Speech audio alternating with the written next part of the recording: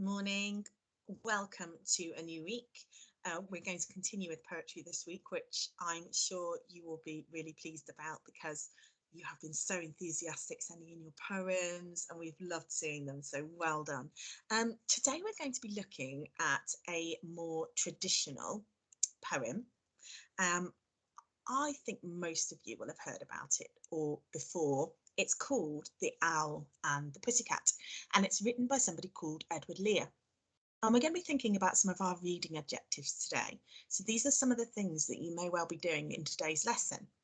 We're going to be having a look at new words and understand what they mean, because The Owl and the Pussycat does have some quite tricky words in it, so it's important that we understand what they mean. We're going to be thinking about the sequence of events. So we're going to be thinking about the order of what happens in the poem, because this poem is going to tell us a story. We're going to understand what this poetry is like, what it's set out with, does it rhyme? We're going to think about all the features of this poem in great detail later on in the week. And also, I want you to be enjoying poetry and reading poems, because actually that's one of our objectives that we have to be a national standard reader, is we want to be thinking about enjoying poems and having fun with poems. So those are all the kind of things we're going to be doing this week, and some of them you may be doing in today's lesson as well. So the important thing to do is to read the poem of The Owl and the Pussycat by Edward Lear.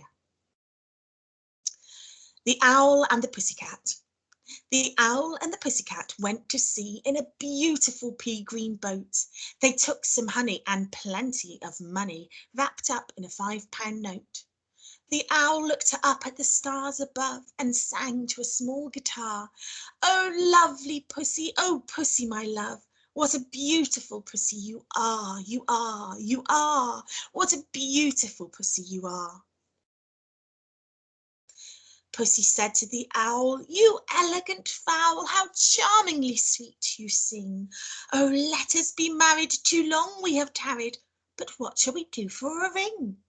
They sailed away for a year and a day to the land where the bong trees grow, and there in the wood a piggy wig stood, with a ring at the end of his nose, his nose, his nose, with a ring at the end of his nose.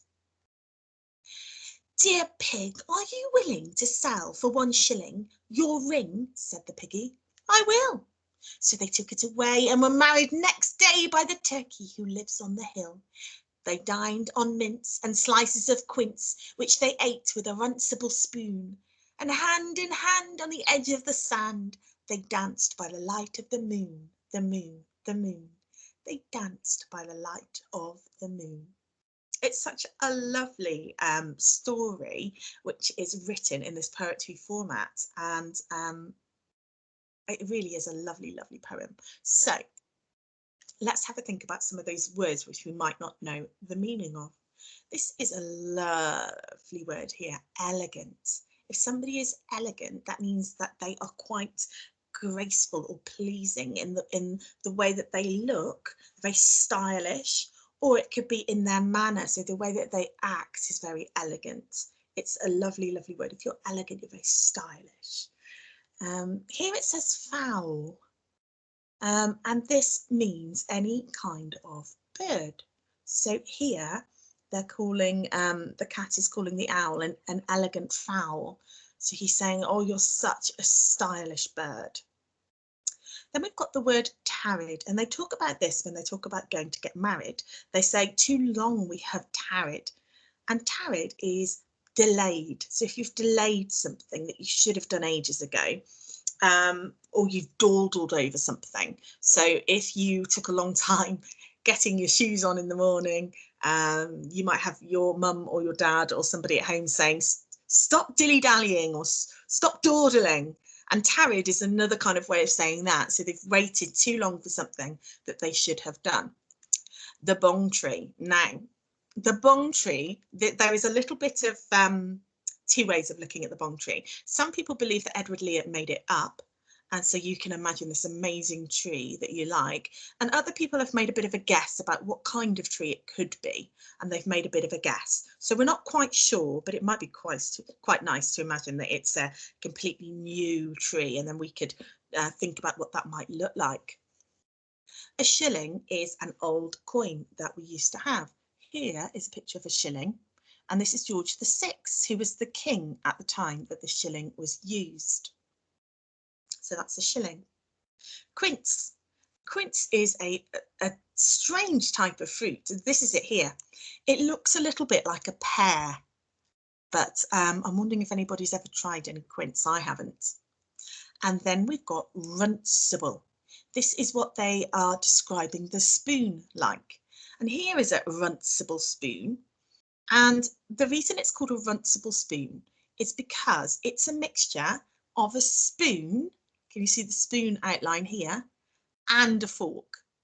So it's like a spoon and a fork. Some people call it a spork, but it's a runcible spoon. It's got a fork and a spoon all in one. So that's what they were using to eat their mince and their slices of quince.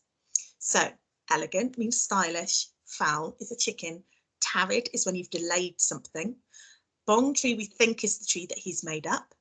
Shilling is an old type of coin, so it's some money. Quince is this strange pear-like fruit, and runcible is the type of spoon that they used to eat with, which is partly a fork and partly a spoon. Okay, so hopefully that all now makes a lot more sense. So today we're going to be thinking about writing a review, okay? This is what kiwis, melons, oranges and peaches are going to be doing. I've got a separate one on the next slide for strawberries. So here we go, poem review. You're going to write the title of the poem, which is The Owl and the Pussycat, and then you're going to write who the author was. Hopefully you can remember. And then it says rate the poem by colouring in the stars. So you've got 5 stars here. If you think it's double thumbs up, then you will colour in all 5 stars. If you think it's a really good poem and you enjoyed it, colour in 4. If you think it was an okay poem, colour in 3. If you didn't really enjoy it, but it was okay, but you didn't really like it, colour in 2. And if you didn't like it at all, colour in 1. Okay, hopefully we'll get lots of 5 stars because I think it's lovely. Then I've asked you a question. What did you like about the poem? You might like the rhyming. You might like the fact it's a story. This is completely your answer. So have a think about what you like about the poem and see if you can explain it to me here.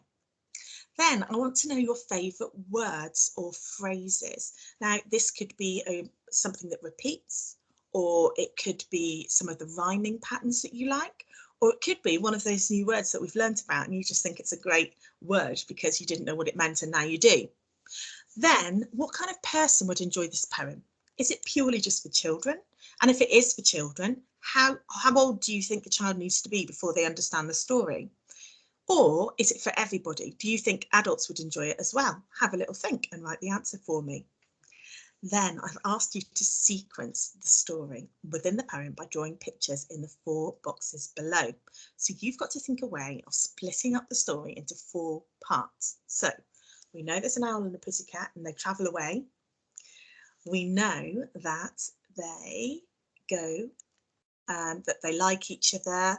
We know that they've sailed away.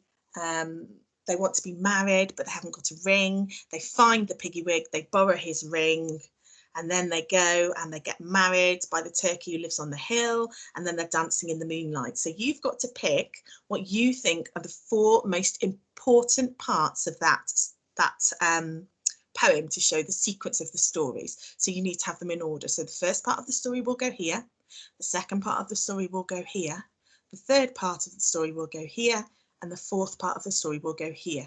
Make the pictures beautiful, colour them in really nicely, okay? So that's what most of you are doing today. You're writing a book review on The Owl and the Pussycat, and I'll be interested to see what kind of things you liked.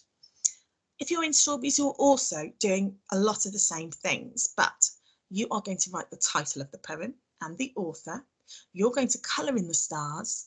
You're going to tell me something that you like, and then you're going to think about the 4 pictures that can sequence the story within the poem. And that's what you are going to do today. We're going to be working on The Owl and the Pussycat for the next few days. If anyone wants to impress us, try learning some and then sending us a video of you reading out The Owl and the Pussycat. That would be amazing.